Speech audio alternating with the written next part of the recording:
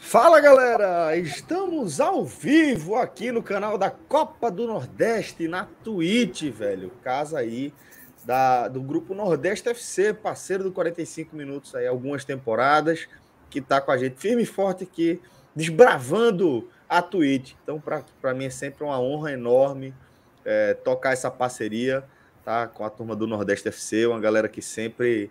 foi muito gentil, muito cordial, tá? E sempre nos teve em altíssima conta. Então, para a gente é muito orgulho poder fazer parte desse time aí.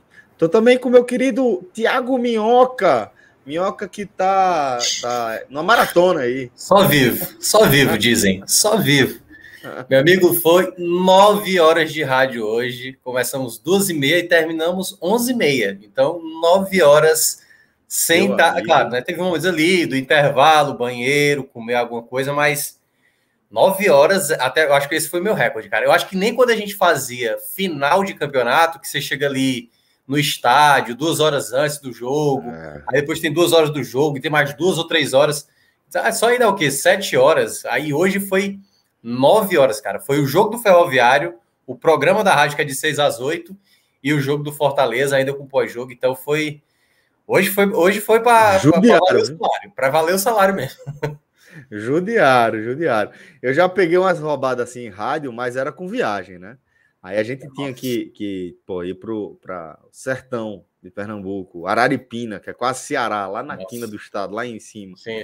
Aí a gente... Polo Gesseiro, exatamente. Polo Gesseiro ali, no sertão do Araripe, e é uma tirada violenta e já aconteceu... Inclusive pelo diário uma vez. Fui, não pela rádio, mas pelo jornal. Saí no domingo de madrugada para fazer o jogo às 4 horas da tarde e cheguei lá, assim, já com o juiz apitando para a bola começar a rolar. Caraca. Só que aqui tinha os parceiros já, assim, bem acomodado por lá, né? A galera dos outros jornais, galera de rádio que tinha bastante contato, né? Aí, rapidinho consegui me acomodar e acompanhar o jogo. E aí, se você somar tudo com viagem, aí vai dar por aí. Agora, desgastante, desse né? jeito aí, velho, você é doido, pô. Você é doido. E outra, ver 2 jogos de futebol seguido, basicamente, que foi o que você fez, é uma coisa. Ver para comentar é outra coisa, velho. Porque você vê um pacote de informação, assim, de uma divisão, estatística, histórico de um clube, né? Para depois ir para o programa, para depois voltar para fazer o Fortaleza na Série A, um contexto completamente diferente. Isso suga mesmo a cabeça da gente, né, meu? Principalmente para você que trabalha com análise, né, como é o meu caso, você tem que ser o ponderado, não pode, tipo, ali estar cansado e não perceber alguma coisa que acontece no jogo. Então é puxado, mas assim, cara, assim, eu não posso reclamar mesmo, assim, sabe? Na verdade, eu estou cansado de satisfeito mesmo pelo meu trabalho, entendeu? Então, para mim é uma honra ter que trabalhar com isso e dividir aqui com vocês depois de um dia tão pesado como esse, assim, de trabalho, vale muito a pena. Então, assim, primeiro agradecer a Cássio Cardoso, de me ceder a prioridade aqui, exatamente por esse cansaço. Ele que tantas vezes a internet dele deu problema, né? E ele não conseguiu terminar nossas lives. Hoje ele cedeu aí o espaço. Então, hoje aí a gente vai debater aí muito sobre esse empate do Fortaleza, né? Um empate, mais um empate com gosto amargo, né, Celso? Sem dúvida. Vamos entrar nisso daqui a pouquinho. Eu vou até, Minhoca, aproveitar para pedir desculpa, tá? Para nossa audiência. Normalmente a gente... que eu não estou lembrando se a gente já fez, mas dificilmente a gente abre um programa só com 2 pessoas. Só que hoje foi daquele dia, né? Que acaba que uma soma de bronca faz com que a gente fique meio desfalcado. Primeiro, eu entrei atrasado aqui na live, porque um dos meus meninos pintou com uma febrezinha bem na hora de começar a live, aí tive que dar aquela assistência ali. Tem que ser pai, né? Exato, não, aí é a prioridade. E aí depois, quando eu cheguei, o maestro estava com dificuldade na conexão dele, já vinha com dificuldade desde o fim da tarde, lá início da noite. E acabou que na hora da live também já estava impraticável. Ele está aqui nos bastidores com a gente, né, tentando ver se a conexão dele melhora para ele conseguir entrar. Mas, de toda forma, a gente, por conta do horário, decidiu abrir aqui o nosso programa até para tocar o nosso compromisso, né, que a gente tem aí com vocês. E como o Minhoca falou, a gente teve um dia movimentado, né, para os representantes aqui da região do Campeonato Brasileiro, falando aí da Série A e da Série B, né? Como o Minhoca destacou, a gente vai começar falando desse empate, né, em 1-1 entre Juventude e Fortaleza. O Fortaleza abriu o placar, fez um bom primeiro tempo, talvez um primeiro tempo até muito bom, e um segundo tempo completamente diferente disso aí, né? Viu o Juventude empatar, desperdiçou chance de pênalti mais uma vez, e com isso desperdiçou também a oportunidade de buscar a vice-liderança, de ultrapassar o Palmeiras aí na classificação, né, depois dessas 17 rodadas. Entretanto, a boa notícia é que o Fortaleza também não corre risco de ser ultrapassado pelo Red Bull Bragantino, que fecha essa 17ª rodada na segunda-feira, jogo das 8 horas contra o América Mineiro. Então, Fortaleza, se não beliscou aí a vice-liderança, ao menos também não corre risco de perder a terceira posição. Mas, Minhoca, eu sei que você é um cara que sempre destaca a questão da importância de você aproveitar as oportunidades que a competição oferece para você. E aí, é preciso ressaltar que vencer o Juventude no Alfredo Jaconi é uma oportunidade. A gente sabe que é um estádio difícil de jogar, uma condição um pouco mais dura, e o Fortaleza de Voivoda conseguiu abrir o placar. Nessa circunstância, quando você não sai com a vitória, não sai com os 3 pontos, dá aquele impacto, né? Faz com que o time sinta um pouco. Vou dar a contrapartida para tocar a bola para você. O Juventude também podia ter vencido o jogo. Sim. A gente podia estar falando de um cenário ainda mais catastrófico aqui. Então, por isso que eu queria saber para você, de você, qual você acha que é a temperatura, né? Qual o sabor desse empate para o torcedor do Fortaleza? Se é realmente com aquele sabor de derrota ou se vem com o mínimo de alívio de ter beliscado pelo menos um pontinho, companheiro? Não, o sentimento, sabe, Celso, é de frustração. Não há como não ser, porque são 2 jogos seguidos desperdiçando uma penalidade no fim da partida, né? Aqui eu estou falando pelo contexto, quando você olha o resultado e a oportunidade que surgiu nos minutos finais. Claro que eu vou entrar no jogo, o que foi o jogo. E aí vou até falar logo geral. O jogo, para mim, foi um jogo para empate, de fato. Não foi um jogo, embora, como você bem falou, teve possibilidade do Fortaleza matar a partida, teve possibilidade do Fortaleza fazer ali a bola da vitória com o pênalti, e teve momentos que o Juventude poderia ter feito a virada e sair vitorioso. Então foi um jogo de possibilidades para cada lado. E aí é muito importante, um ponto que eu já tenho destacado, eu gosto sempre de ressaltar as coisas que eu já falei no passado, para não parecer que eu estou falando isso baseado no jogo de hoje apenas. Porque... Assim, não é engenheiro de obra pronta, né? Para quem sabe da maneira como eu não falo baseado apenas no resultado, baseado apenas nos 2 últimos jogos. Eu gosto de falar em termos gerais e até mesmo quando tem bons resultados, eu gosto de apontar ali quais foram as falhas, porque a não ser que o time faça um jogo perfeito, e aí você vem aqui ressaltar o jogo perfeito. E quando o time joga mal, eu também não falo só que o time jogou mal, foi uma tragédia, o time teve sim suas melhorias. Mas como geralmente o torcedor que é mais movido à paixão, né, ele vai pegando ali só o lado bom, o lado ruim, para contextualizar a visão dele. Então, nesse jogo especificamente, deu para ver aquilo que eu ainda vejo do Fortaleza como time nesse campeonato. O Fortaleza, pela campanha que vem fazendo até aqui, eu cheguei a falar isso acho que umas 3 lives atrás, o Fortaleza não pode ser colocado no mesmo patamar de um Atlético Mineiro, de um Palmeiras e de um Flamengo. Não pode ser colocado nesse patamar. Certo? Só em relação ao placar, a pontuação, desculpa, só em relação à pontuação. Só quando você vê a pontuação, quando você vai considerar todo o resto, não tem como. Correto. Porque aí a gente vai começar, quando a gente for entrar mais no Fortaleza, é saber. A gente sabe que tem jogadores que têm suas limitações, que algumas vezes foram lá e resolveram, que outros jogadores vão ter o chamado dia normal deles, entendeu? E vai ter jogadores que vai ter naquele jogo, e aí vou até pegar um exemplo, o caso do Robson, por exemplo, né? Tantos jogos que o Robson não joga bem, mas tá lá fazendo gol da vitória contra o Corinthians, contra o São Paulo, contra o Red Bull Bragantino, e foi um jogador responsável direto também por essa boa campanha até aqui. Só que quando eu falo do Fortaleza em termos gerais, há muita expectativa com esse Fortaleza, e com essa expectativa vem, obviamente, para um jogo desse contra o Juventude. Eu acho que a gente até falou isso da outra vez, Celso. Você falou assim, eu até cheguei a falar, o próximo jogo do Fortaleza é contra o Juventude fora de casa, aquele jogo chatinho. Aí eu acho que foi você que falou, e o Fred falou assim, mas que não me venha deixar escapar ponto, que vença lá. Eu falei, mas aí é que tá, né?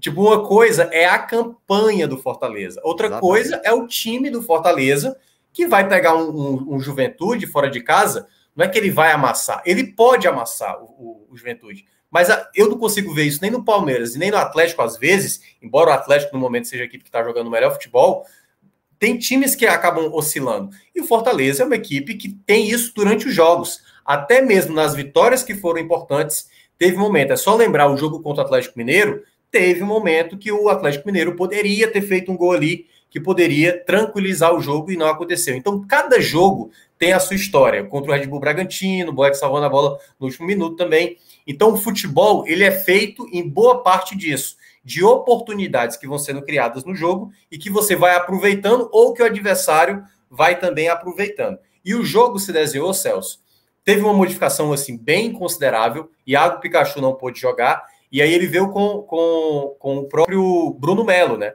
O Bruno Melo fez a ala esquerda, ele também poupou o Tite, botou o Jussa para ser o zagueiro, né? Voltando o Felipe junto com o Ederson, e transformou o Crispim em ala direito. Acho que foi um ponto positivo do jogo, né? O Crispim foi muito bem ali pelo lado direito, algo que percebemos ali, pelo menos no início, a equipe do Juventude com muita posse da bola, e já deu para ver, sabe, Celso? Eles jogam muito à vontade em casa, sabe? Não tem pressa. Aliás, até trabalham de maneira demasiada ali no campo de defesa, sem ter muita verticalidade. E o Fortaleza estava confortável, porque o que mais se viu no primeiro tempo era o Juventude chutando de fora da área. Pegava a bola, chutava de fora da área. Foram 7 finalizações no primeiro tempo. Dessas 7, 6 foram de fora da área. 3 do Matheus Jesus, quase que num intervalo de 5, 6 minutos, já no final do primeiro tempo. Quando a gente vê o Fortaleza no primeiro tempo, o Fortaleza, quando tinha essa bola, era muito rápido, era objetivo. A primeira boa chance foi exatamente a jogada do gol, um escanteio bem batido pelo Crispim, e aí o Benevenuto foi lá, né, cabeceou com até uma certa tranquilidade, mas subiu bem mais alto do que a marcação do zagueiro do Juventude, fez 1-0, o goleiro deu uma falhada, e aí o Fortaleza, assim, mesmo não tendo muita posse da bola, quando chegava com muito perigo. Teve uma, por exemplo, Ederson bateu de fora da área, o goleiro espalmou, o Bruno Melo pegou o rebote, o goleiro fez uma segunda defesa. Então teve ali, de fato, no primeiro tempo, um Fortaleza que era objetivo até por volta dos 30, 35 do primeiro tempo.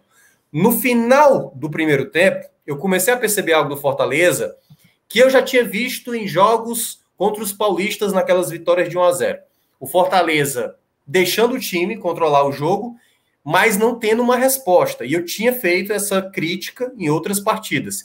Quando a gente viu isso no final do primeiro tempo, era até natural, porque o Fortaleza tem isso em boa parte dos jogos. Ninguém acha que o Fortaleza, é bom deixar claro, que o Fortaleza faz do primeiro ao último minuto um jogo de controle total ou um jogo de intensidade total, até porque, como disse o próprio Vojvoda, ele disse que tem momentos que o jogo pede para você desacelerar ou até mesmo o adversário ter mesmo a bola e você se proteger.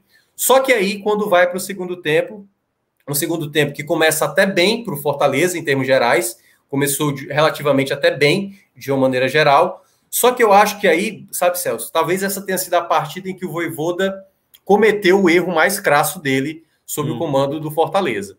Porque chegou no momento ali do jogo que o Juventude estava precisando, né? Estava saindo para o jogo para tentar o empate, e ele veio com 2 trocas que eu achei péssimas, assim. Péssimas. Eu achei que tu ia falar desnecessário, viu? Por um instante eu falei... Deixa para João isso aí, deixa para João.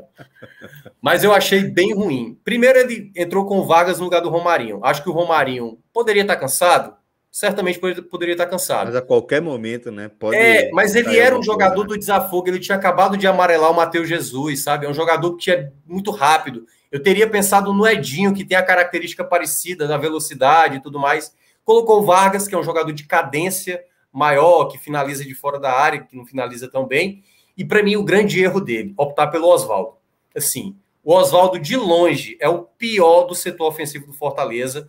E você tendo o Wellington Paulista, você tendo o Torres, você tendo o Edinho, você tendo o próprio Ângelo Henriques, de todas essas peças ofensivas, ele entrar com o Oswaldo naquele momento, até para ter a velocidade que ele queria, eu acho que ele queria... porque ele queria aquele Oswaldo, né? Aquele Oswaldo seria uma peça interessante para você colocar nessa situação substituindo o Romarinho, mas não é aquele Oswaldo desde o início da temporada, eu acho, pelo menos. Não, eu acho que desde a temporada passada.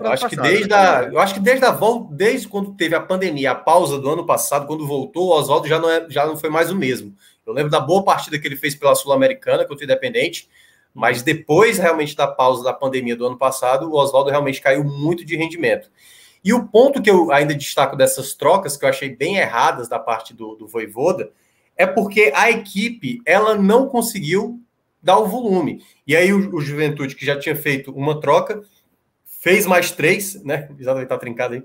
Fez mais 3 trocas de maneira, assim, rápida, né? Fez 3 trocas. E no meio dessas 3 trocas, o time bateu a falta rápido, uma jogada pelo lado direito, o Jussa não conseguiu impedir ali a jogada e veio o gol do empate, o gol do Bueno, ex-Ceará, né? Para fazer o empate ali naquela situação. Naquele momento, aí eu já percebi. Aí agora, o erro que ele cometeu se torna mais um erro de fato, né? E aí, tipo, praticamente 9 minutos depois que ele fez essa troca, ele saca o Oswaldo, aparentemente, ele sentiu algo na coxa, né? Que ele coloca a mão na coxa na hora que ele sai, então pode ter sentido um problema mais sério, que a gente ainda vai saber qual foi o motivo. Entra com o Torres e aí saca, para mim, o cara que já era para ter saído antes, o Robson, né? Ele tinha tirado o David, assim, o Robson que tinha perdido a oportunidade logo no começo do segundo tempo, que poderia... É isso que eu estava dizendo. As oportunidades surgiram e Robson, mais uma vez, costumeiro em perder chances inacreditáveis, perdeu uma grande chance de fazer o 2-0 e no lugar de sacar o Robson, ele sacou o David e aí depois ele corrigiu colocando o Henriques, né?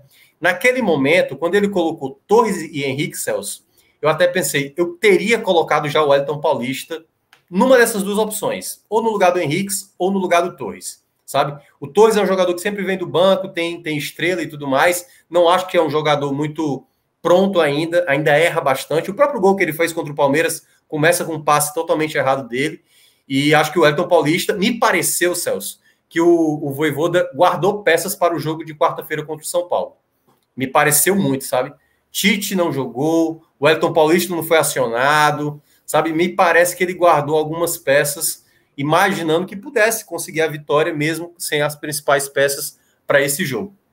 E aí veio exatamente essas duas trocas, não surtiu efeito. Você vai falar? Eu ia fazer um complemento porque não queria tirar, mas você, já que você parou, daquelas escolhas que o treinador faz que não dá nem para criticar, sabe, Minhoca? E porque eu entendo, velho. Eu entendo, é muito desgaste. Você sabe que você não tem um elenco com tantas opções para girar o time e manter um nível quanto os seus adversários ali no campeonato que você está disputando ali em cima, né? Pelo menos em relação ao ritmo de pontuação. Então faz sentido. Agora paga um preço, né? Acaba pagando um preço, né? Assim também como a gente tinha visto no próprio jogo contra o Atlético Paranaense, que ele optou pelo Oswaldo, foi muito mal. É um jogador que, assim, há muito tempo... Eu lembro que quando veio o Wellington Ney, muita gente criticou o meu Twitter, criticando a chegada do Wellington Ney, e eu falei, é a mesma coisa, você está chegando com um novo Oswaldo agora no Fortaleza. Você já tem que recuperar o Oswaldo. Aí você traz o Wellington Ney, por isso que eu falava sobre isso, porque eram vários jogadores para recuperar. E aí o Fortaleza, até que já acabou saindo. E aí eu acho que nessas escolhas, ele acabou tirando o Oswaldo para colocar o Torres e o Ângelo Henrique, sacando o Robson, fez ali uma nova dupla de ataque, o Fortaleza passou a controlar mais, mas o jogo ficou muito no lá e cá, né? Era o Juventude perdeu uma chance, acho que também minutos antes, acho que da jogada do pênalti, o jogador que limpou uma bola e estava de frente para o gol e acabou finalizando para fora, o que poderia já ter sido a virada do Juventude. E aí vem a penalidade, né? eu até falei com o Lucas, que é lá do nosso grupo, né, do Clube 45, que ele disse que era para ter, pelo menos pelo que eu entendi, posso estar falando errado, porque eu estou bem cansado, posso estar assimilando errado as coisas. Ele falou que o Vojvoda era para ter colocado o Wellington Paulista na hora da penalidade, mas eu falei, mas não podia mais, porque na verdade ele já tinha feito a troca anterior. Ele colocou o Luiz Henrique no lugar do Felipe, já nos minutos finais, para melhorar o passe, tem um jogador de passe, o Luiz Henrique ficou jogando pelo lado esquerdo, e na hora da jogada que foi do pênalti, foi o próprio Luiz Henrique, na verdade, que já estava em campo, a bola bate no braço do jogador do Juventude, ele abre, né? Ele faz um movimento abrindo um pouco mais o braço, e aí a bola que ia em direção à área, o VAR chamou e foi dado o pênalti. E aí, né? Perdeu já um pênalti contra o Grêmio, no caso foi o Pikachu. Perdeu um pênalti contra o Santos, que no caso foi o Lucas Crispim. E aí, mais uma possibilidade, e na hora, Celso, eu falei, quem é que vai bater o pênalti? É peso, velho. Quem é que vai bater? Porque a segurança hoje é o Wellington Paulista para bater o pênalti. É o que você busca. É o que você vai buscar. É o especialista, né? Assim, Bruno Melo já foi esse jogador, né? Mas ele também já perdeu pênaltis na época de Série A, na própria Série B também já chegou a desperdiçar pênaltis em outras competições. Ele teve a bola, eu não acho que ele bateu mal. Eu acho que ele bateu um pouco além do que era para bater, porque eu acho que ele bateu para tirar realmente do goleiro. Se a bola entra, se a bola bate na trave e entra, teria sido uma cobrança muito bem executada, como ela foi um pouco mais de força, bate na trave e acaba ali o Fortaleza desperdiçando exatamente a possibilidade. E aí, nos minutos finais, teve a chance do Juventude fazer o gol da virada, se Marcelo Boeck não faz uma defesa espetacular, já aos 45 do segundo tempo, e o Fortaleza ainda teve umas outras chegadas. Ficou, de fato, um final, aquele jogo maluco. Mas eu acho que, em resumo, é isso, sabe, Celso? Foi uma partida em que o Fortaleza não esteve bem, em que o Vojvoda, eu acho que pela primeira vez, assim, fez uma leitura bem equivocada mesmo da substituição, porque eu acho que ele não entendeu o que o jogo pedia de qualidade. Eu acho que ele até pensou certo no que ele queria executar, mas eu acho que ele escolheu as peças erradas para tentar manter a vantagem e tentar ampliar o placar, o que não aconteceu, e a equipe acabou pagando o preço aí também por conta de mais um pênalti desperdiçado. Mas o que fica agora, sabe, Celso, com esse empate, igual, né, a campanha do Vitória de 2000 e... Agora me fugi agora, 2013, acho que é 2013, acho que é 2013. Eu peguei aqui antes, mas eu acho que é 2013. Enfim, em todo caso, iguala como... É isso mesmo. 2013, né? É isso mesmo. Pronto, 2013 foi o melhor começo de uma equipe nordestina. O melhor primeiro turno de uma equipe nordestina já igualou. Se fizer qualquer ponto, agora acaba 2008, ó, tá lembrando Paulo Carol. 2008, então. 2013 foi outro, né? 2008. Obrigado, porque Paulo. 2013 também teve um bom time, uma boa campanha, né? Primeiro turno, ele tá lembrando. Primeiro turno foi 2008, então igualou aquela campanha do primeiro turno. E aí, é aquele ponto... não é momento para alerta nenhum, por um motivo. Porque é o seguinte, quando a gente vai para uma sequência de 2 empates, você desperdiçando o pênalti, o futebol do Fortaleza, para mim, ele não é um futebol que te dá uma confiança da garantia da vitória. Isso é muito importante para que as pessoas entendam. O Fortaleza faz a campanha que faz, não é para enfrentar determinadas equipes para garantir de vitória. Aliás, isso não é garantia para ninguém. Para ninguém. Talvez para um Flamengo vendo uma boa fase, para um Atlético Mineiro vendo uma boa fase. Mas para nenhuma equipe do Campeonato Brasileiro tem aquelas favas contadas. Nem mesmo a Chapecoense, por exemplo, que a gente considera todo mundo tem a obrigação de fazer 3 pontos, empatou 2 jogos aí recentemente. Então, assim, não tem o jogo chamado...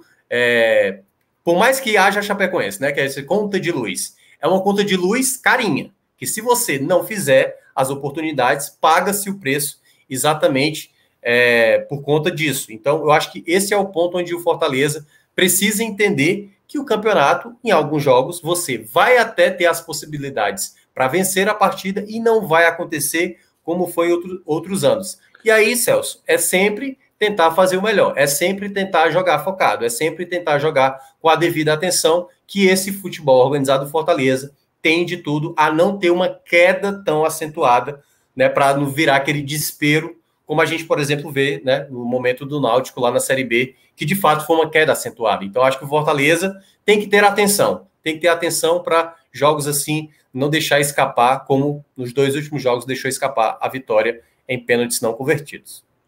Deixa eu te fazer uma pergunta, meu. Você consegue ver algum indício de desgaste físico, desgaste mental, desgaste psicológico? Porque a gente sabe que jogar nessa intensidade que o Fortaleza vem jogando, às vezes cobra um preço mais a médio e longo prazo.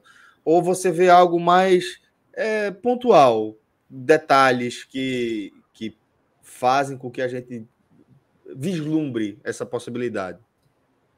Não, eu não acho não. Assim, pode acontecer, porque assim, eu acho que é a questão da confiança, né? Eu acho É que isso. hoje o Fortaleza, eu acho que ele trabalha com a ideia da confiança. Não acho que é futebol, não acho que é, por exemplo, e aí pegando mais uma vez o Náutico como exemplo da Série B, que foi o caso que começou muito bem e depois caiu demais de rendimento.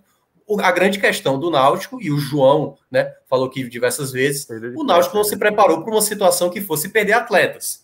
E aí confiou de que nada ia acontecer, e quando perdeu os atletas, o time não soube responder à altura dessa situação. O Fortaleza não dá indício disso. Ficou até estranho falar isso. Não Mas dá tá indício, certo, falou certinho. não dá indício dessa situação. O Fortaleza tem um futebol organizado.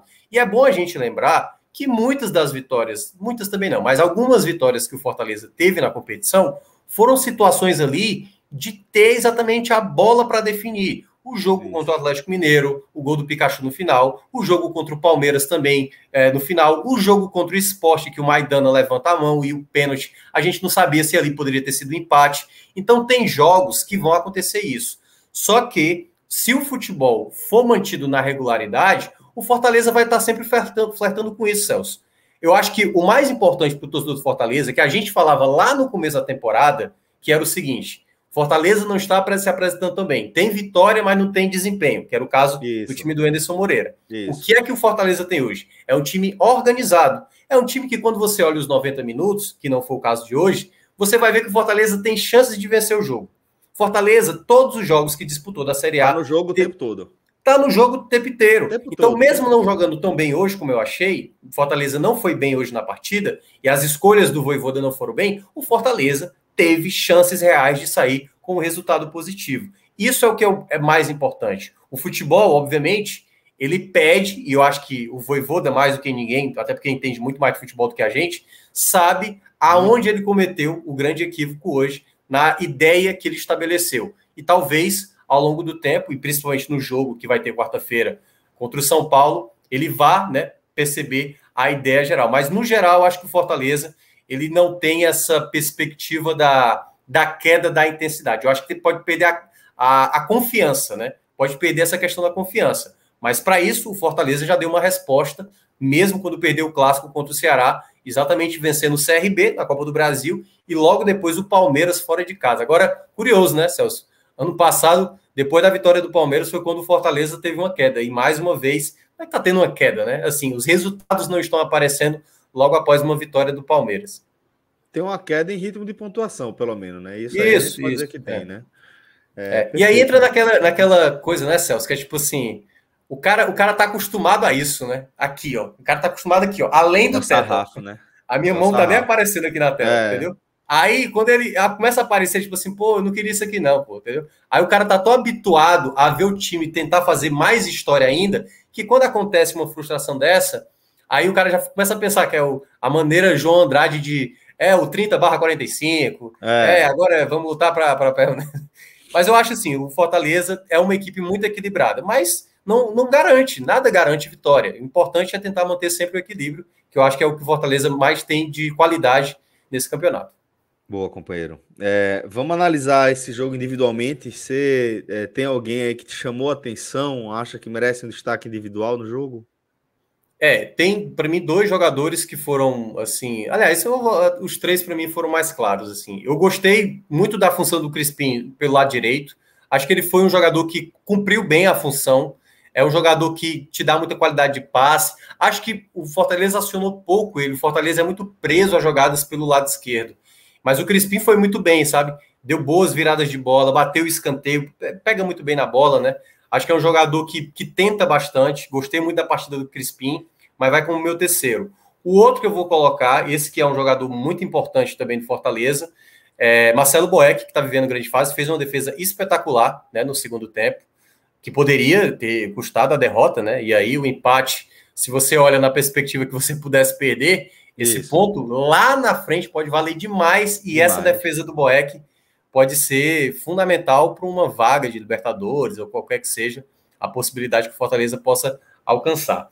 E, para mim, o melhor é o Benevenuto, né? O Benevenuto foi muito bem no jogo, muito bem no jogo. Até mesmo o gol, por exemplo, ele tentou compensar um erro que foi ali do Jussa, né? O Jussa não acompanhou a jogada e quando ele tentou bloquear, ele tenta, só que a bola foi tocada muito bem para trás, ele tentou cortar e não conseguiu, mas jogadas aéreas foi muito bem, defensivamente, muito bom na saída de bola.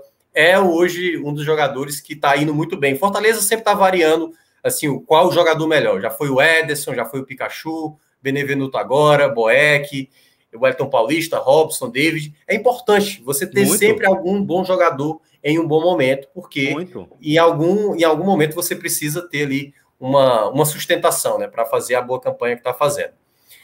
Indo para o lado negativo, cara, aí é complicado, viu? Porque eu acho que o Vojvoda leu mal, assim, leu bem mal. Ele, para mim, entraria nesse pódio aí.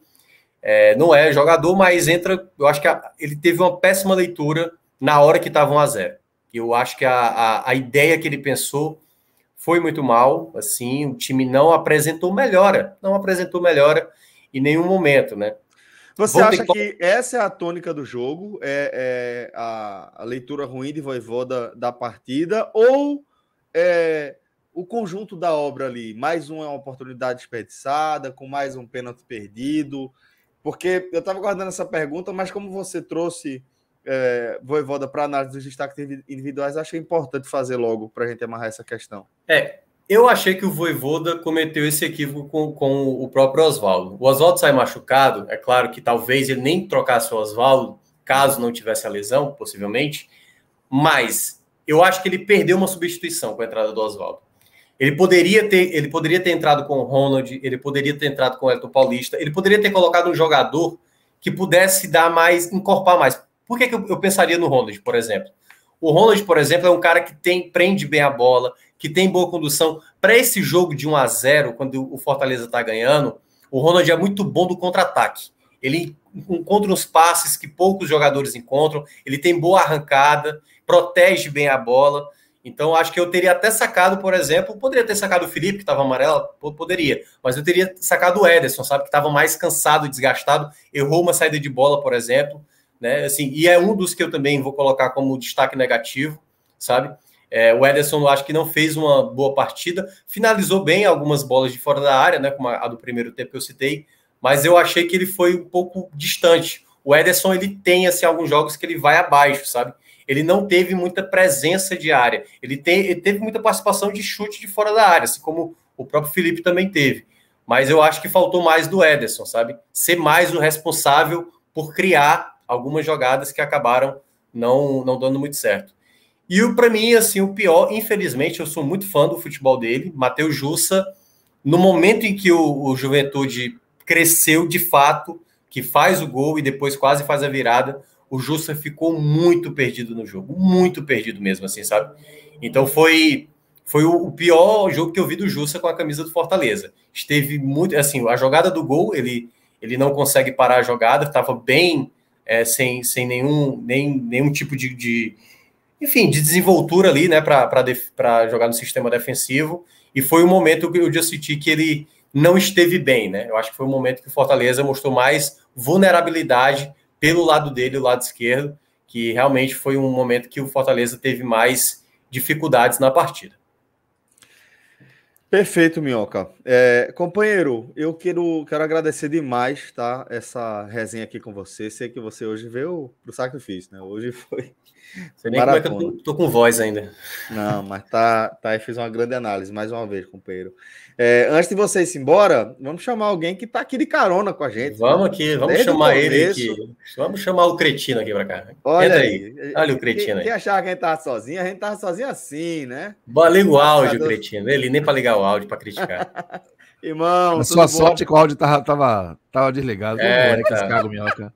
Deixa eu só ressaltar de novo. O seu cabelo está maravilhoso. Maravilhoso. Muito obrigado, viu? Cara, você tem... Quantas pessoas pinteiam o seu cabelo? Porque não é você. Nenhuma.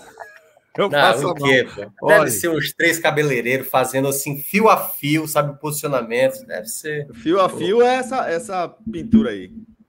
Essa aí, essa cabelo Olha, prateado aí, essa Minhoca, é fio mesmo a com esse fio. elogio, que aparentemente é genuíno, seu, eu É tô genuíno. torcendo muito para que você acorde no meio da noite, doido para ir no banheiro, e no meio do caminho você chute o pé da cama com 3 dedos, viu? Danou. Cara, eu acho que não tem como não, cara. Eu acho que eu vou apagar tão legal daqui a alguns minutos que eu só vou me perceber vivo amanhã, 10 da manhã. Deseja que Tomara ele que pise com numa o pé pecinha de inchado. Lego, é a mesma coisa.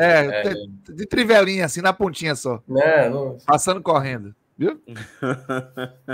Minhoca, meu irmão, um cheiro pra tu, vice. Um Obrigado abraço, mesmo. Minhoca. Descansa. Valeu, Tocar nossa galera, resenha aqui. e bom resto de programa aí. Valeu a todos. Valeu. Vamos tchau. embora.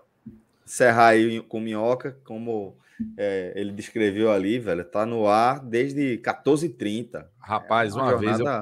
É puxado demais. Pô. Uma vez eu peguei uma jornada que foi 9 da manhã, eu fiz o Futebol SA.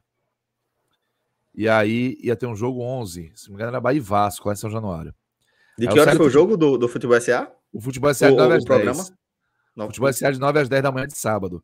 De 10 horas começou a jornada, que é 1 hora antes do jogo e 1 hora depois.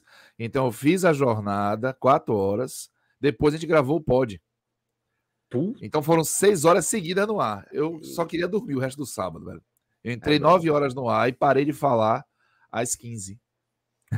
Puta merda. É cacete, velho. Você é doido. É puxado. Minhoca muito foi pro ritmo aí. Não, ele merece, Minhoca, né? Merece pra passar um sufocozinho. É errado. Merece. Sei nem o que foi, mas merece, né? Merece. Ele se tá sofrendo só o tantinho, ele sabe. Não é à toa. Beleza, ó. Mandar um abraço aqui para Tadeu Fec. Cássio, tô lhe seguindo no Cabelo Grisalho e no Pode. Boa, Tadeu. Ô, meu irmão, obrigado, viu? Um abraço para você, muito obrigado. Bom, Cássio Cardoso, meu irmão, vamos tocar o nosso barco por aqui, né, irmão? Vamos falar aí dessa derrota do Bahia para o Grêmio, né? O Grêmio agora de Filipão e o Grêmio de Diego Souza. Que velho, meu amigo, meteu um golaço. Aquele gol é de quem pega a bola assim e faz. Aqui é amor. É intimidade, carinho, ela chama de Ninha. Ela chama de Ninha. Ele chama a bola de Ninha. Ninha, vem aqui. Vem aqui, Ninha. Impressionante. Aquela bola, aquela levantada ali, pô, sabe? Aquela levantada 3 vezes. E você sabe o que é interessante? E o aperreio na série do goleiro. Sim, ele ficou nervoso. Matheus Teixeira cresceu, ele ficou nervoso. Ele quase não conseguiu chutar a bola, coitado. Impressionante. E ele entrou quase ao mesmo tempo que Jonas, né? No jogo. E Jonas, em contrapartida, estava lá desabando. Sem força, sofreu um carrinho do jogador, do companheiro, enfim. Vamos embora. Vamos falar desse jogo. Vamos falar do que é que aconteceu dentro de campo para que o Bahia mantivesse a escrita, né? Já está aí sem vencer o Grêmio há quanto tempo no Brasileiro? No Brasileiro não vence desde 2019, né? O jogo lá do segundo turno, 1-0, o gol do Arthur Kaique, gol nos acréscimos lá na Arena Grêmio. Perdeu os 2 jogos do Brasileirão 2020. Inclusive, o primeiro jogo que o Bahia perdeu foi um 2-0, Celso. Já vai servir para a gente começar o comentário, porque naquele jogo ali, o Bahia tinha boa parte do elenco já que tem hoje, né? Do time que tem hoje. Naquele jogo que o Bahia tomou 2-0 do Grêmio, com o Cláudio Prates, o Bahia já tinha o Matheus Klaus, que foi o titular, o Nino Paraíba foi o titular daquele jogo, o Matheus Bahia foi titular daquele jogo, inclusive pelo mesmo motivo que foi hoje, porque o Bahia tinha o Juninho Capixaba vinculado ao Grêmio e não pode jogar, e não estou dizendo que seria melhor se jogasse. O Bahia tinha o Gregory, o Edson, que está no grupo, né? Não foi hoje relacionado, mas está no grupo. O Bahia tinha o Daniel, foi titular, Rodriguinho foi titular e o Gilberto foi titular. 2 que estavam nesse time que não foram titular são reposições que não foram feitas. Gregory e Elber. Gregory saiu e Elber saiu, o Bahia não trouxe ninguém que pudesse corresponder a esses 2, sendo que esses 2 já faziam parte de um time que merecia ser olhado com bastante carinho, porque é um time que lutou para não cair. Mas você lembrou esse tabu aí, e aos poucos a gente acaba pegando no passado recente uma explicação do que está acontecendo hoje. O Bahia também em 2019, também em 2020, agora em 2021, já chegou a uma série muito longa sem vencer, né? E isso não é à toa. Hoje foi o primeiro jogo sem um Dado Cavalcante. Foi um jogo que o Bruno Lopes, né, o técnico... Ainda sem Dabove, né? O Dabove, ele foi lá assistir, né? Não sei se ele ficou preocupado e já quis voltar para a Argentina. Mas aproveitar que tá mais perto. Tá pertinho, né? Ele chegou lá para assistir, ele viu um Bahia que tentou jogar de uma maneira mais reativa, né? Houve uma mudança importante no jogo, na escalação. Isso chamou atenção? Uma mudança assim mais... Chamou. Contundente? Chamou atenção porque, assim, é como se desse um recado de que o Bahia tá precisando mudar o formato, né? E a mudança de formato botou um jogador, que aí vai ter que ter uma crítica retroativa mais um ao Dado Cavalcante, que não fazia o menor sentido o Dado não estar usando, que foi o Ranielli. Já um spoiler aqui, eu vou salvar o Ranielli. Eu vou destacar positivamente o Ranielli na hora das avaliações individuais. Porque ele fez um bom jogo, intenso, combativo. Agarrou a oportunidade, né? Com responsável toda a força, por muitos desarmes. Então, assim, ele foi titular, o Gilberto não foi titular, o Bahia então foi com, assim, vamos dizer assim, 4 jogadores de meio, né? Porque teve o Daniel, o Patrick, o Ranielli e o Mugni, Rodriguinho e Rossi. Mas com a proposta também diferente de jogar um pouco mais atrás e sair em velocidade para explorar a ansiedade do Grêmio. O primeiro tempo do Bahia foi ok, acho que se defendeu de uma maneira comportada, correta, mas não foi um Grêmio que exigiu tanto. O Grêmio sem alternativas, um jogo muito previsível. E o Bahia teve algumas oportunidades para chegar bem, e a melhor delas, o Rodriguinho, num cruzamento do Mugni, cabeceou na trave. Se o Bahia saísse vencendo aquele primeiro tempo, seria um resultado justo. Não seria um resultado fora do que foi o jogo, do que o jogo propôs, sabe, Celso? Mas a preocupação foi... o Bahia foi para o 0x0 e o Bahia tem dificuldade de manter um padrão. E outra, o Bahia vem fazendo jogos irregulares e tomando gols parecidos. Bolas erguidas em cima do lado direito da defesa. E tem um outro ponto. O Nino Paraíba e o Rossi, eles conseguiram, com o Dado Cavalcante, aspas, virar o jogo. Certo. O Nino voltou a ser um jogador importante, reconhecidamente importante. O Rossi cresceu muito, aumentou a sua número de assistências, artilharia, viraram destaques do Bahia. Evidentemente, a gente falou o tempo todo que isso não podia ser o suficiente para se acomodar e não achar que você tinha que buscar um outro lateral. Ou achar que estava resolvido com o Rossi. Pois bem, hoje, no primeiro jogo sem Dado Cavalcante, parece que eles viraram abóbora, sabe?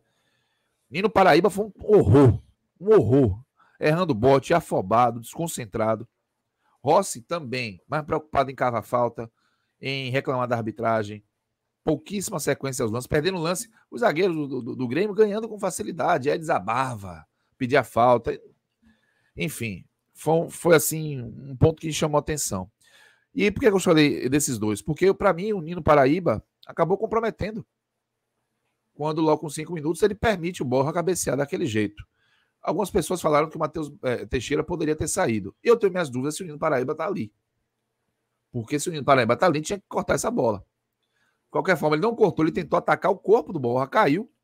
O Borja cabeceou, ele chegou muito bem, chegou muito inteiro, pô. Chegou muito forte na bola. Muito forte, cruzamento do Rafinha. E aí tem outro ponto, né, Celso? O que é que o Borja tá fazendo aí no Grêmio? O Grêmio tem background para contratar. Exatamente. Foi lá e trouxe. Já trouxe também o Vila Sante. Tem mais jogador para estrear. Então o Grêmio botou o Borja fez 3 gols em 3 vitórias do Grêmio. Chapecoense, de pênalti, Cuiabá, também de pênalti, agora contra o Bahia de cabeça. Já foi a diferença. Enquanto o Bahia tá aí tentando, enfim, se virar para mudar a cara desse time. Pois bem, depois do gol do Grêmio, que foi com o início do segundo tempo, o Bahia não conseguiu exercer uma pressão, né? Não conseguiu botar esse Grêmio que está tão desesperado para vencer, que mostrou mais uma vez por que está ali brigando na parte de baixo, que é um time instável, mesmo com o reforço do Borja, mesmo com o Vila Sante. Mas o Bahia foi incapaz de promover uma pressão, de apertar. Quando o Bahia tentou fazer um jogo diferente daquele que se propôs no início, ele se mostrou absolutamente incompetente para a execução desse jogo. O Bahia não pressionou. Teve a bola, talvez, em alguns momentos, porque o Grêmio quis. O Grêmio passou a propor mais o jogo picotado. o jogo sem velocidade, o jogo sem sequência, o jogador cai, para bater uma falta demora. É o estilo do Grêmio, é o estilo do Felipão. E só destacar que o gol do Borja, ele lembrou um gol, por exemplo, que o Dudu, treinado pelo Felipão em 2018, fez na Copa do Brasil, em cima do Nino Paraíba. Cruzamento no segundo pau, da esquerda para a direita da defesa do Bahia. Vem alguém para cabecear em cima do Nino Paraíba. É o zero e vezeiro isso acontecer. E aí, o Grêmio do Felipão também tem um formato de picotar o jogo, de deixar o jogo morno. O Bahia não soube sair disso. Teve uma boa chance com o Raí, um jovem jogador, pinçado aí nesse início de temporada em uma Copa do Brasil, se não me engano, sub-20 ou sub-17, eu tenho que precisar, no Piauí. E aí ele foi escalado hoje de maneira surpreendente, jogou no segundo tempo, arisco, com personalidade, teve uma boa chance até na finalização dentro da área, mas não foi suficiente, né? Ele estava sem muito suporte de jogadores de frente, nem o Gilberto que entrou conseguiu contribuir. E aí o golpe de misericórdia, que foi o gol do Diego Souza, ele já foi ali numa sequência que estávamos realmente, não teria tempo. Se o Diego Souza não faz o gol, o Bahia não teria tempo de responder àquele ataque. O árbitro encerraria o jogo 1-0. Mas, como miséria pouca é bobagem, o Bahia ainda se deu o desfrute, né, de ver aquele lance plástico do Diego Souza, que deu uma cavadinha, saiu levando, na força e no jeito, e ainda deu ao torcedor do Bahia também a cena do Jonas tropeçando no Raniel e caindo. Não foi no Raniel, não. Foi no Mugni, né? Caindo para permitir ao Diego Souza, nervoso na frente do Teixeira, fazer o 2-0. Impressionante. Eu não estou surpreso pelo jogo, pelo resultado. Infelizmente, não estou surpreso. Infelizmente, não estou surpreso pelo desempenho insosso. Não que eu acho que isso é uma responsabilidade do Bruno, acho que ele tentou fazer alguma coisa diferente. Mas esse é um elenco que estava desequilibrado e que ele foi anabolizado na sua percepção pela competitividade que o trabalho dado Cavalcante promoveu, usando peças, inclusive, que estavam dentro do clube, exemplo do Patrick, do próprio Thiago Andrade, que foi vendido, e pela conquista da Copa do Nordeste, que se deu em um momento em que o Bahia soube decidir e que tinha um goleiro iluminado na decisão dos pênaltis. E, infelizmente, esses dois contextos, eu imagino que eles tenham provocado algum tipo de acomodação. E hoje o Bahia cobra, aliás, o Campeonato Brasileiro cobra um preço ao Bahia por isso. Porque o Bahia, ele entrou de vez na luta para não cair. Mudou o campeonato, né? Mudou assim, repito, mudou na cabeça de quem estava se iludindo. Mudou na cabeça do Lucas Drubski, né? Que ele falou há uma semana que a posição do Bahia na tabela mostra o campeonato que ele vai disputar. Né? E ele vai ser cobrado o tempo todo por aquela declaração. Porque aquela declaração foi usada a título de deboche com o torcedor, que não é sócio. Sendo que o Bahia pouco tem feito, né? Para que o torcedor se sinta representado, principalmente na sua comunicação, que já foi muito melhor do que é hoje. Então, o futebol do Bahia está ruim, a comunicação está ruim, o técnico e o diretor de futebol que não apresentou o trabalho vai com declaração daquela, e agora a declaração dele, inclusive, bate fofo, né? Porque o Bahia já está numa situação de que todos os times dele, abaixo dele, menos a Chapecoense, já tem jogos a menos. E o Bahia está a 2 pontos da zona de rebaixamento. Com um futebol que não convence. O esporte, vamos botar aqui, Esporte e América, que ambos têm 15 pontos, né? O Bahia perdeu dos dois em casa. Perfeito. Respectivamente o 18º e o 19º, né? Atrás dele só a Chapecoense, que não está no campeonato, como a gente já falou. O Bahia perdeu de 3 dentro das... E existe a possibilidade de, por exemplo, América e Sport terminarem essa rodada com os mesmos 18 pontos do Bahia. Não ultrapassariam por conta do número de vitórias, né? O Bahia tem 5 vitórias, enquanto o Sport e a América tem 3 cada uma. Mas ainda assim, teria aí o mesmo número de pontos de duas equipes que estão, neste momento, nas últimas posições do campeonato, né? Considerando a Chapecoense já como um rebaixado, né? Exatamente. E o Bahia chegou a impressionante, impressionante. Mais uma vez, parece uma sina. O Bahia vive um hiato de vitórias. Vive um hiato de resultado positivo. 7 jogos seguidos sem vencer. Sendo que muitos desses jogos, Celso, eram jogos para o Bahia pontuar. Era um jogo que o Bahia venceu. O Bahia tinha que... Se o Bahia até quer fazer o campeonato que o Drupski veio com o Somebody Love dele lá, o Bahia tinha que vencer o Cuiabá fora, o Bahia tinha que vencer o Sport naquele contexto, o Bahia tinha que vencer o América naquele contexto, o Bahia tinha que vencer o Atlético Goianiense naquele contexto. Se o Bahia sequer conseguiu, o Bahia somou desses pontos todos 1 de 12 contra adversários que, em tese, estaria ali. Mas o Atlético, você olha o Atlético, mesmo tendo empatado com a Chapecoense hoje, o Atlético está em outro campeonato, está o quê? 7 pontos do Bahia? Então, é uma situação de queda na realidade para quem está dentro do clube. Para o torcedor, talvez, que tenha se empolgado com aquele início, mas para quem acompanha com um pouquinho mais de cuidado, é um desastre anunciado. E aí, agora, Celso, olhando para frente, com o Diego Dabove chegando, eu não sei como o Bahia vai se comportar em relação ao investimento que o Dabove talvez peça, né? Tem 2 aspectos aí para abordar. Primeiro, que o Bahia tem limite de estrangeiros, você já tem 5. Então, o Bahia, se contratar mais estrangeiros, não vai poder levar todos para os jogos, né? Alguns terão que ficar de fora. Segundo, que o Bahia, com a chegada do novo técnico, que se diz inclusive um técnico de intensidade, vai ter que fazer realmente a reformulação no elenco mesmo. Provavelmente deve ter sido parte do acerto, né? E com que dinheiro? Se o Bahia está alegando que não tem dinheiro. Se está aí empurrando parte do salário aqui e ali pelo mês. Se o vice-presidente do Bahia, o Vitor Ferraz, ele confirmou que, inclusive, parte do staff do futebol não recebeu o 13º ainda, de 2020. Então, é uma situação que não permite ao Bahia fazer o que o Grêmio fez. O Grêmio vai ali e faz, beleza, tem um X. O Grêmio, se o Grêmio precisar de 1 milhão para não cair, o Grêmio consegue tirar. O Bahia consegue? Então, 1 milhão consegue, né? Mas mais que isso, começa a ficar chato. Fica muito chato. E aí o Dabove, eu vou lhe dizer, o Dabove tem que fazer um trabalho pegada Voivoda. Não. Essa é a formato. Não no formato.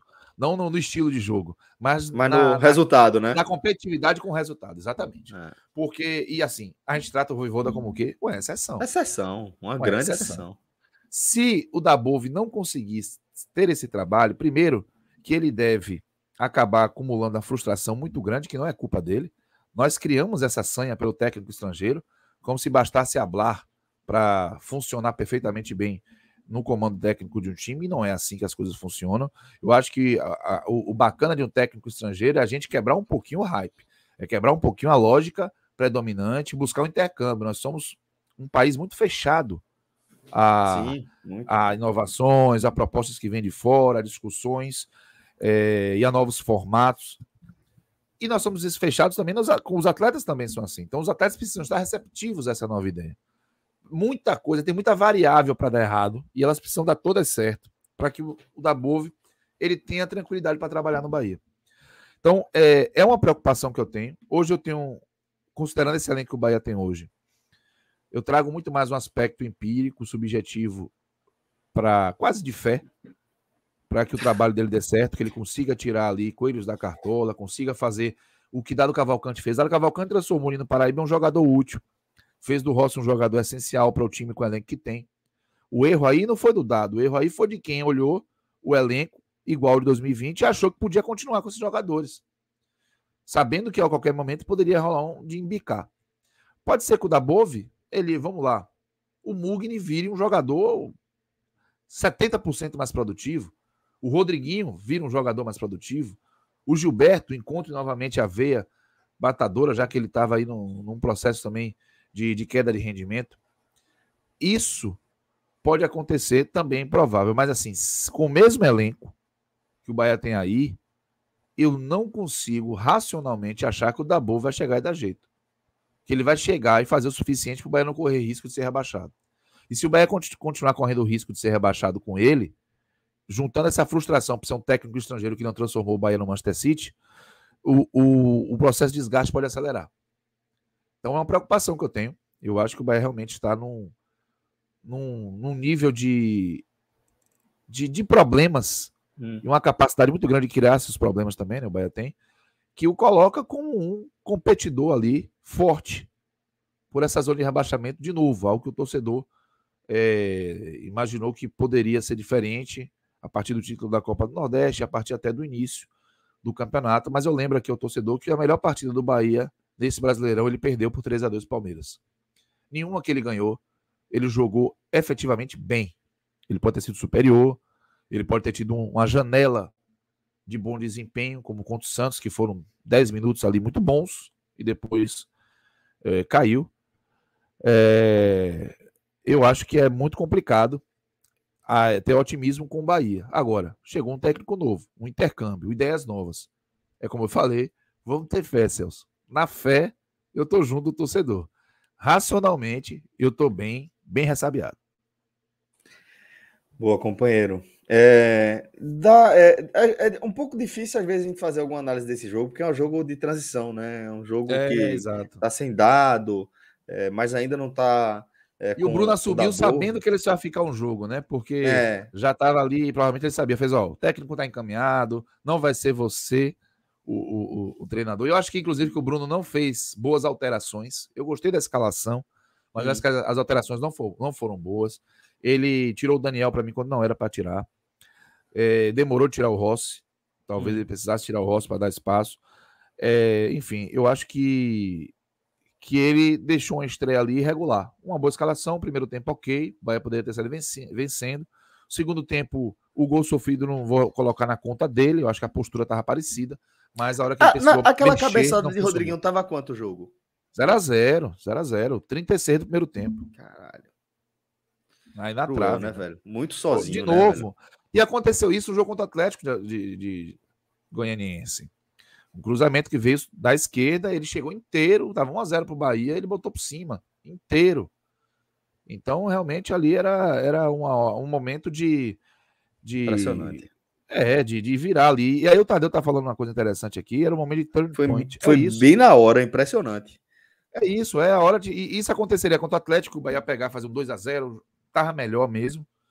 E foi contra o Grêmio, que o Bahia não tava sofrendo contra o Grêmio. O desespero ia ser todo colocado no colo do time gaúcho. Sim. Mas até para isso o Bahia não está conseguindo, né, ter sucesso. A cabeçada, um capricho, bateu na trave. E aí o Bahia depois tomou o gol e não conseguiu reagir. Então a fase é muito complicada do Bahia. E dessa partida de transição, Cardoso, quem você acha que pode ter chamado a atenção de Vojvoda? Né, de falar, por esse jogo aqui... Desculpa. Mas dessa partida de transição, quem você acha que pode ter chamado a atenção de Dabove, né? De falar, Ranieri. Esse cara aqui pode ser um ponto. Ranieri, perfeito. Ranieri, ele brigou, ele foi muito, simbolizou muito a competitividade e a boa qualidade do jogo defensivo do Bahia no primeiro tempo. E na hora que a coisa desmoronou um pouco ali, ele seguiu sendo muito regular. Eu acho que o Raí deixou uma boa impressão pela personalidade, ele tomou algumas faltas, ele partiu pro drible, ele apareceu na área, é muito novo, foi a primeira oportunidade dele no Bahia, e eu acho que é um jogador que chamou atenção. No mais, talvez o Mugni tenha chamado atenção, porque ele não fez um grande jogo, mas ele foi muito brigão, ele foi muito competitivo, agressivo. Eu acho que a dupla de zaga também não deixou uma mensagem ruim. O Conte e o Luiz Otávio sofreram muito mais por problemas que a lateral apresentou, o Nino Paraíba, em especial, e talvez tenha deixado uma boa impressão. O Matheus Teixeira tem a discussão do lance do primeiro gol, no segundo não teve culpa, acho que isso não virou um problema. O Rossi deixou uma impressão péssima, eu imagino, mas é um jogador que tem força física, então pode ser que ele tente ter uma conversa tete a tete com o Rossi, eles conversem ali para ver se ele consegue contar com o Rossi, até porque força é um problema que o Bahia tá tendo, né? Então, acho que isso tudo pode ter passado ali pela cabeça do Dabove, mas eu acho que quem chamou a atenção, dizer assim, olha, eu gostei, eu imagino que tenha sido o Ranieri, que foi um jogador que ele prestou atenção. E aí ele vai avaliar Rodriguinho, o Gilberto, o Tarcísio perguntou nos comentários sobre o Gilberto. O Gilberto não tinha condição de jogar 90 minutos, aí fez essa escolha de jogar só a partir do segundo tempo, né? Quando o Bahia, inclusive, tomou o gol. Mas o Vojvoda ele vai ter mais tempo, né? E eu espero que ele consiga, já que ele veio de fora, já que ele não montou esse elenco, que ele se sinta mais à vontade para fazer algumas mudanças mais profundas. Algumas coisas hoje chamaram a atenção, Celso. O Galdesani não foi para o jogo, o Oscar Ruiz não foi para o jogo, o Lucas Araújo não foi para o jogo. Jogadores que entravam sem acrescentar absolutamente nada. Eu falei da Bove, não foi? Ou eu falei alguma coisa? Eu falei Vojvoda, não, da Bove, né? Porque o Tadeu tá lembrando aqui. Deve ter sido. Foda, meu amigo. A gente fica no processo de condicionamento. A gente vai chegar lá. Nome. A gente vai chegar lá. Ele tá falando que a gente quer tirar o Vojvoda do Leão de qualquer jeito. Não, eu só quero que ele... Tadeu. Calma. Deixa o homem lá, tá tranquilo. Eu só quero que ele inspire o argentino do Bahia. Viu? Eu quero que ele continue pontuando, velho. Enquanto ele vai pontuando ali em cima, ele vai estar tirando ponto dos outros. Pra mim tá bom. Vai, com certeza. O homem tá dando pra... Vamos lá. Então é isso. Eu acho que ele... o da Bove. Eu acho que ele... Mas ele viu no Raniel ali um jogador que talvez ele possa contar. O Patrick talvez, o Daniel talvez. Mas eu gostei do meio campo do Bahia hoje. Uhum. Eu acho que isso eu preciso falar. Informação.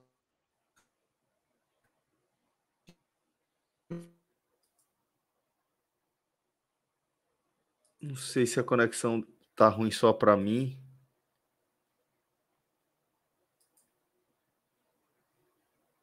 Deu uma travadinha aí para vocês também?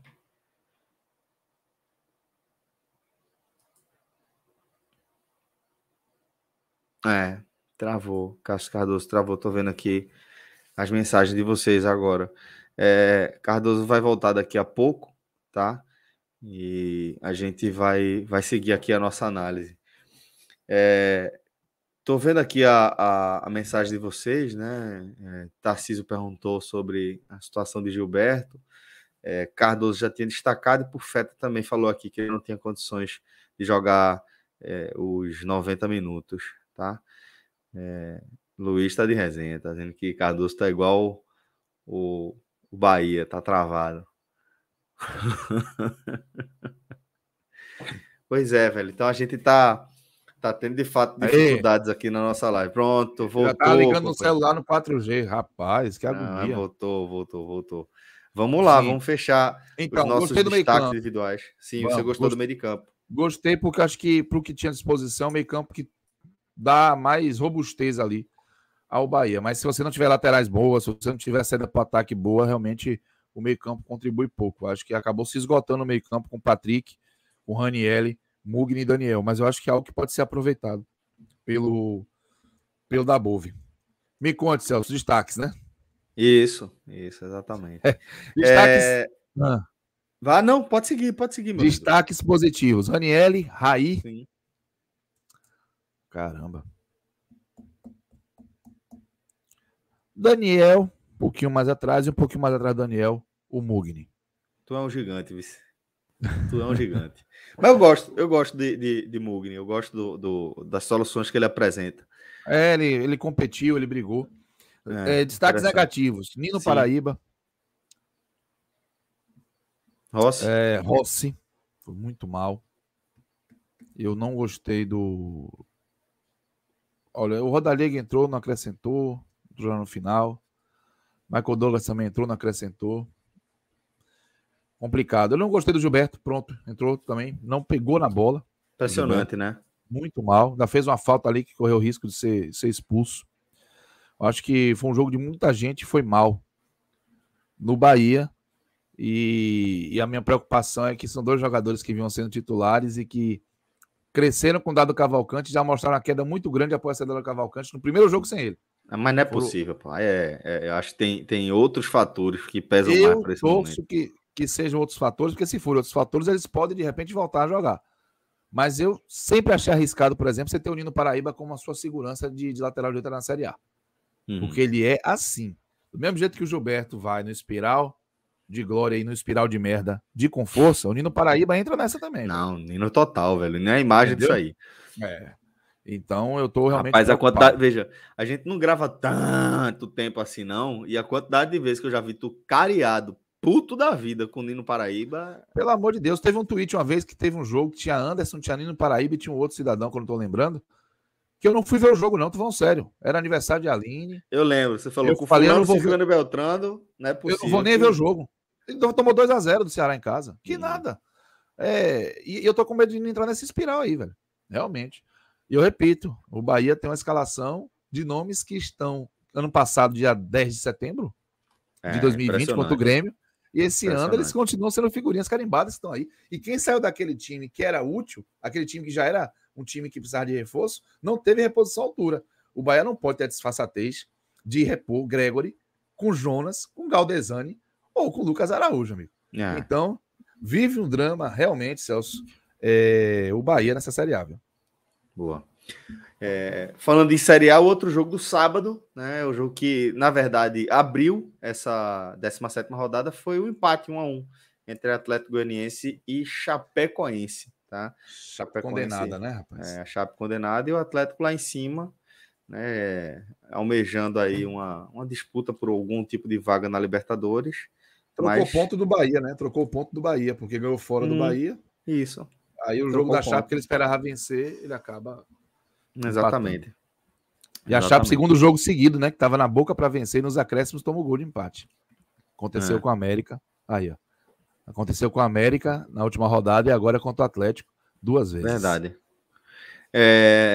Cadê? Pufeta tá lembrando aqui também que o cruzamento para Rodriguinho foi de Mugni. Disse que foi bem parecido com o gol de Capixaba que ele deu assistência. Isso, exatamente. E foi um tapa de esquerda, foi um tapa de canhota ali. Porra, é bonito, velho, aquela batida de Mugni. Eu acho que a cabeçada foi forte, porque o cruzamento foi forte. Exato. Eu acho ele um jogador interessante. Não tenho maiores informações sobre a saída dele, né, ali na época do Sport, mas como eu destaquei, não ter desse histórico no Bahia, não tem por que não achar que ele não seria útil, não. Cravei que achava que seria útil e de fato está sendo, porque ele é um jogador que de uma característica interessante. Ele é um jogador de característica interessante, ele pega a bola, ele forma bem aquela linha baixa, ele compõe bem a linha baixa e ele consegue ter cadência e velocidade na saída. Ele não é um jogador muito rápido, mas ele consegue ter uma passada interessante e consegue distribuir a bola bem, além de bater bem na bola ali, né? Aquele cruzamento é um... tem boa qualidade para cruzamento, para chute também. Vamos mudar a divisão?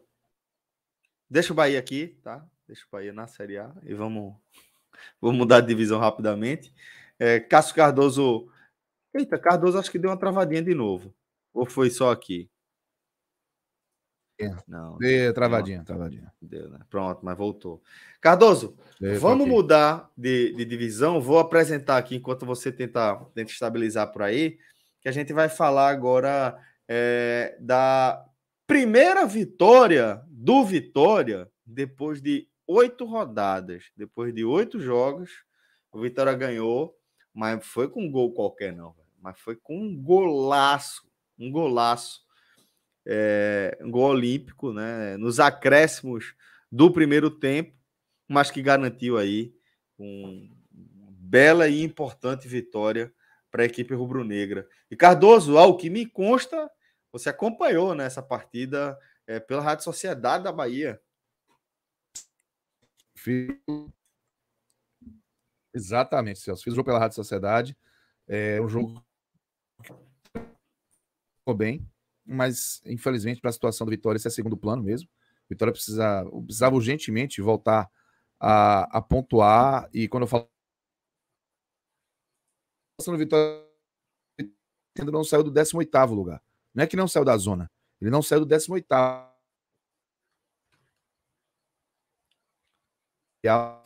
Cardoso tá travando um pouquinho. Vamos tentar dar uma estabilizada aí, mas... Deixa eu ver. Bora.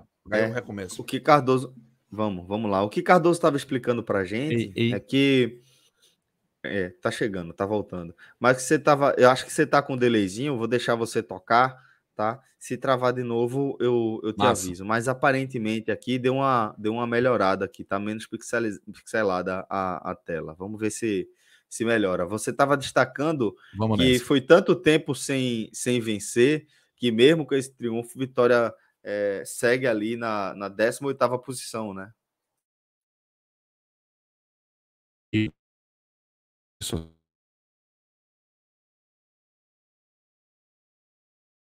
Tá cortando bastante. Vamos ver.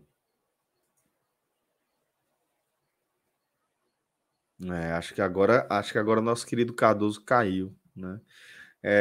Vilar Lima Clécio está perguntando aqui por Vitor Vilar, né? Dizendo que hoje ele não dorme.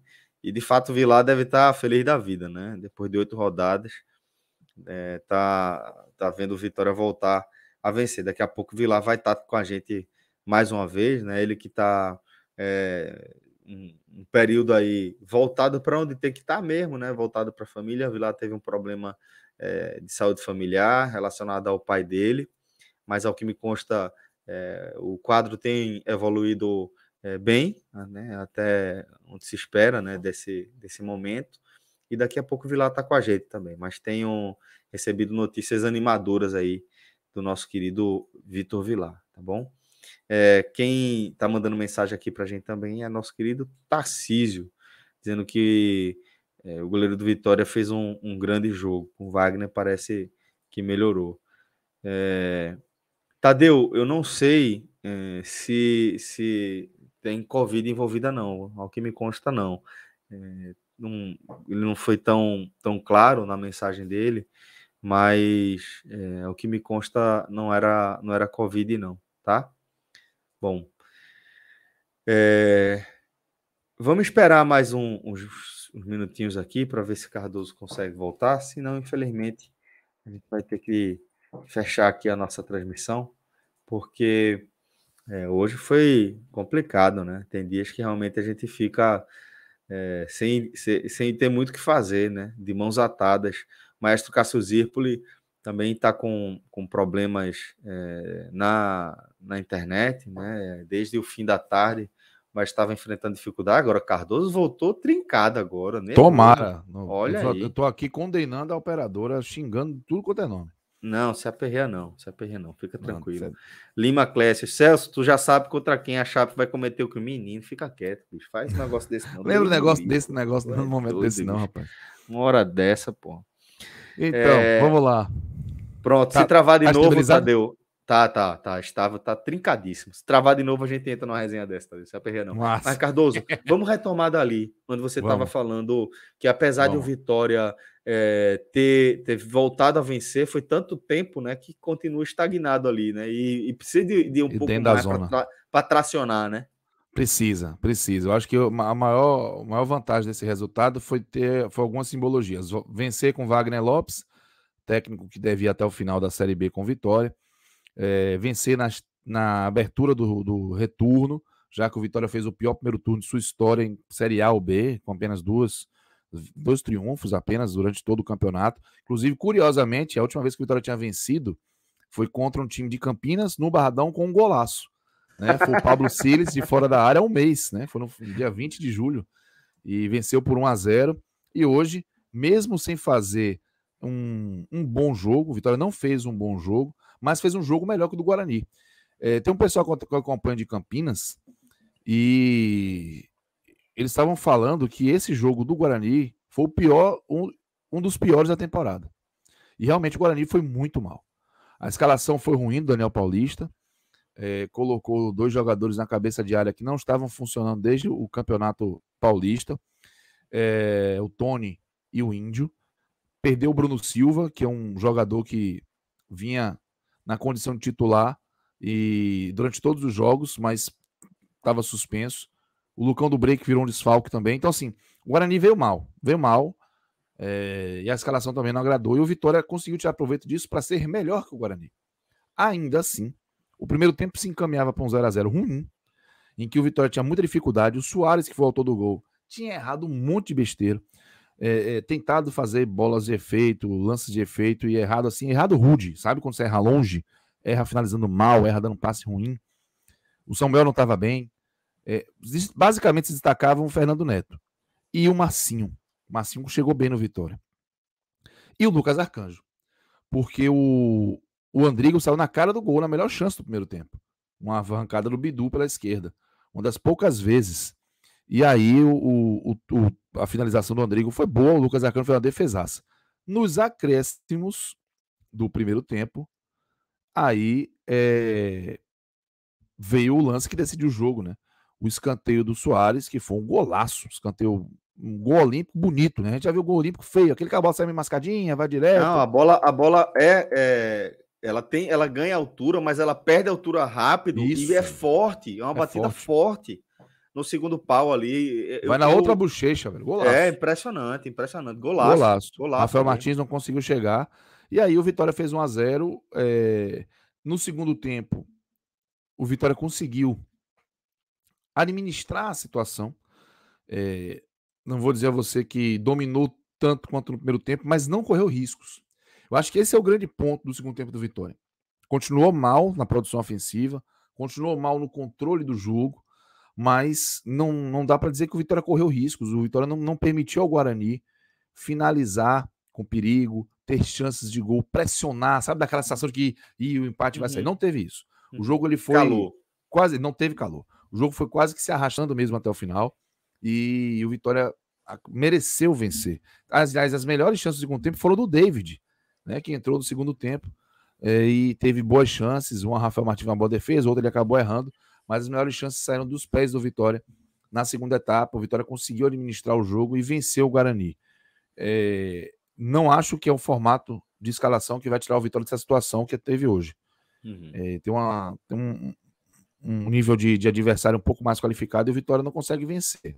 O Vitória não vai poder contar também com a felicidade de um atleta, um brilho individual, um espasmo toda a partida. O Vitória precisa de mais regularidade.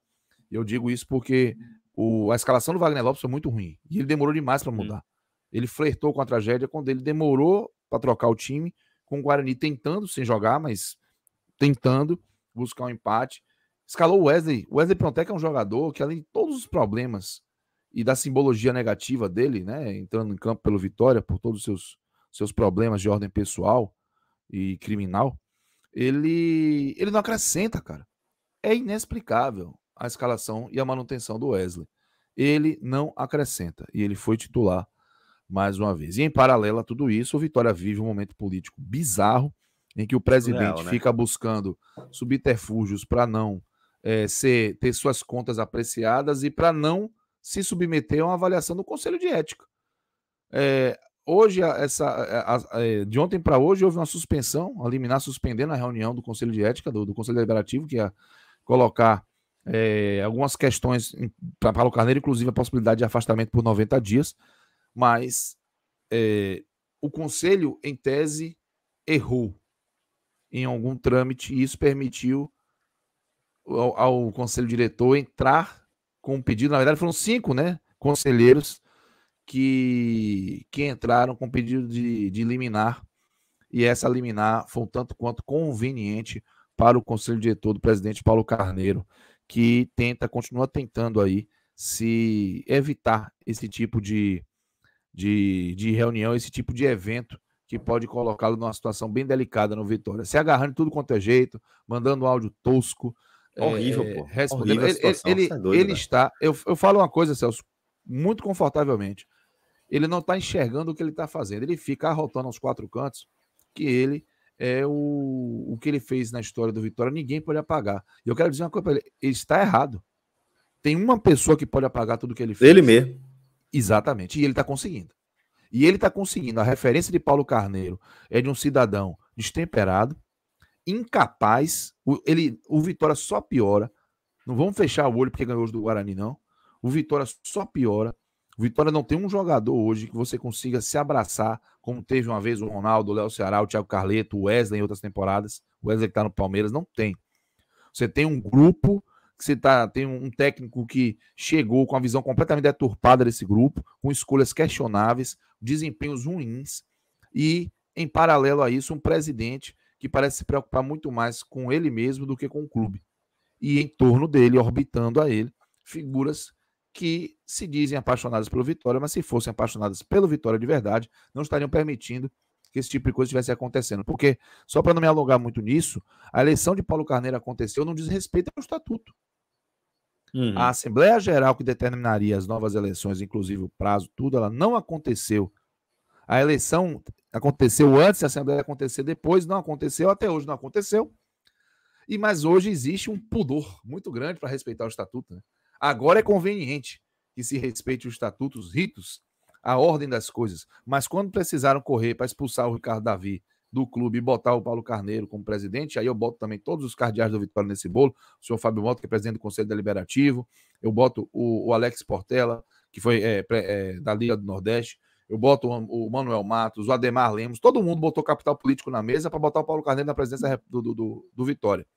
Hoje está todo mundo, menos o Fábio Mota, presidente do Conselho, então ele está ali numa situação publicamente neutra, e por conta da liturgia do cargo, mas todos os outros envolvidos já pularam fora do barco. Já deram discurso de isolado. Meu irmão, só que o carvão molhado continua com eles. Não deixaram, não vão passar. Eles têm que dar um jeito. O Paulo Carneiro tá desmoralizando o Vitória mais dessas formas, entendeu? Então, é uma situação muito delicada do Vitória. Eu acho que hoje foi um alento para o torcedor que não estava conseguindo sequer ter alegria para acompanhar o time, mas ter vencido deu uma esperança de que o Vitória pode escapar dessa Série C. Pode escapar da Série C. Mas hoje o Vitória é um candidato fortíssimo ao rebaixamento. Aliás, a gente vem fazendo no futebol da Bahia, só para fazer um mini desabafo aqui para encerrar, Celso. A gente vem fazendo impressionante, né? Uma observação futebol da Bahia. Jacuipense encaminhada para cair na C. Que momento. Vitória encaminhada para cair na B. O Bahia doido para entrar na zona de rebaixamento na A. Impressionante. Um momento realmente delicadíssimo. Vamos para o destaque de Vitória? Vamos lá para os destaques. Vamos lá. Os destaques positivos do Vitória, para mim, o Lucas Arcanjo, o Fernando Neto e o Marcinho. Para mim, eles foram jogadores bem lúcidos e que contribuíram bastante ali para o Vitória ter algum equilíbrio na partida e para executar bem o seu... O Matheus Moraes também eu quero destacar, o zagueiro do Vitória. Para mim, o melhor zagueiro que o Vitória tem, melhor que o Wallace. E eles conseguiram ali ser um ponto de equilíbrio para o Vitória botar sua proposta em prática. Destaques negativos, o Wesley Piotek, o Wagner Lopes, escalação horrorosa. O técnico já começou muito mal. 3 jogos horrorosos do Vitória. O do CRB teve um momento bom ali, mas ok. O Samuel foi mal. O Samuel não jogou bem. O Pablo Siles não jogou bem. O Pablo Siles precisa participar de uma maneira mais regular. Não sei se ele está sendo escalado no lugar certo. Para mim, ele tinha que ser segundo ou terceiro homem, não primeiro homem. Mas não foi bem. Zagueiros, ok. O Van e o Roberto discretos na lateral. Eu acho que esses jogadores merecem sim a cornetada. E eu ia colocar o Soares nisso, mas o Soares fez o gol da vitória com um golaço olímpico. Então, evidentemente, que ele está preservado. No resto do jogo, ele não foi bem. Errou tudo de bola parada, de passe. Mas o que ele acertou resolveu a vida do clube. Então, o Vitória conseguiu aí com esse resultado uma expectativa de reação. Mas é um pouco até do que eu falei quando analisei o Bahia. Essa expectativa, pelo que a gente está vendo de desempenho, ainda está mais pautada no empírico, no otimismo. Como diz um amigo meu, o otimista é, antes de tudo, desinformado, né? Mas a gente vai acreditando, né? De que as coisas podem ser revertidas. Eu acho que tem muito time aí que também faz seu esforço para cair.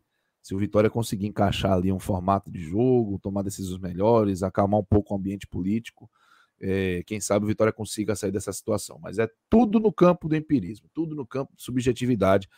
Objetivamente, o Vitória tem que jogar muito mais para quem diga assim, esse time não vai ficar aí. Por enquanto, não dá para dizer isso, não. Eu vou só pontuar o seguinte, Cardoso, até porque a gente tem uma galera massa acompanhando aqui o programa com a gente, e uma galera que acabou tendo um programa mais magrinho em relação à nossa escalação, né? Primeiro eu tive só com o Minhoca e agora só contigo, e a gente não vai, por exemplo, mergulhar nessa campanha do CRB, né? Que a gente tinha programado para falar também. O CRB meteu um 2-1 no Remo e ampliou aí para 9 rodadas de invencibilidade nessa Série B, né? Com isso, o CRB buscou lá a vice-liderança isolada da segundona, né? O Goiás ainda vai entrar em campo, mas tem um jogo duríssimo nesse domingo, a partir das 16 horas, com o Paio, tá? Sampaio Corrêa tem 30 pontos, está na 6ª posição, está querendo ainda ficar perto, né, do G4, pode entrar no G4 ainda nessa rodada, o Sampaio Corrêa. Se ganhar o Goiás, ele entra, né? Ele tira o Avaí. Exatamente. Ele pelo saldo de gols. Ele tira o Avaí pelo saldo de gol, perfeito. Então, destacar rapidamente aqui essa campanha brilhante que o CRB vem fazendo, né? Você está pontuando a 9 rodadas seguidas na segundona, com jogos duros, como essa vitória aí sobre o CRB. O Remo tá se arrumando, pô. O Remo tá em 12º lugar com 26 pontos. Tava chato pra ganhar do Remo. Tava. Jogar no Baianão é sempre difícil, é sempre complicado. No Baianão, né, no caso. No Baianão, porque o pessoal pensando que é o Baianão, né? Não, o Baianão. No Baianão, isso. Que é ali perto da Curuzu. E o Alan Al, né, que ano passado ele conseguiu participar de campanha do Cuiabá, né? Participou também da campanha do Paraná, o descenso, do Cuiabá, do acesso. Ele tá aí no CRB fazendo um trabalho bem consistente, um time competitivo, chato de se enfrentar. E chega a esse início de retorno ali, disputando a Vera. E hoje é o nordestino que resta lá dentro, né? A gente chegou a ter os três, o Sampaio, o Náutico e o CRB dentro da zona de classificação. E nenhum no Z4. Nenhum no Z4. Agora a gente tem aí o Vitória. O Vitória tá no Z4. E não, eu tô falando da Série A. Na Série A. Ah, tá. A gente tava num momento com os 4 fora do Seriam do G4. 7. Era um momento com 7, né? 7. Meu amigo. Mas, enfim, sonhar não custa nada. Agora, alguns chatos de acesso já estão naquele G4 da Série B, tipo Coritiba, Goiás, Avaí, meu irmão.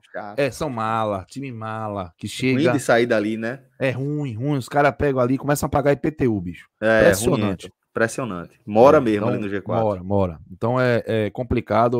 Lamento que o Náutico tenha perdido tanta força e torço aí para que o CRB consiga se preservar nessa condição. Fez uma pontuação boa até aqui.